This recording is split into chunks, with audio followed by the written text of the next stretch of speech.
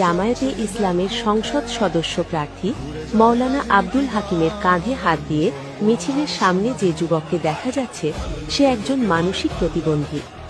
আজ বনপাড়া বাজারে জামায়াতের দাড়িপাল্লা প্রতীকে নির্বাচনী মিছিল যখন শুরু হয়ে বনপাড়া বাইপাসে যাচ্ছিল, নতুন বাজার পৌঁছালে ঠিক রাস্তার পাশে থেকে মিছিলের সামনে গিয়ে এমপি প্রার্থী আব্দুল হাকিমকে জড়িয়ে ধরে। সেখান থেকে অন্য নেতাকর্মীরা তাকে একদিকে যেতে বললেও আব্দুল হাকিম তার কাছে রাখেন। পরে মিছিলের সামনে থেকে পতাকা হাতে নিয়ে মিছিল করতে দেখা যায়, আবার আব্দুল হাকিমের কাঁধের ওপরে হাত রাখতে দেখা যায়। বিষয়টা সাধারণ মানুষের মধ্যে ব্যাপক উৎসাহিত হয়েছে।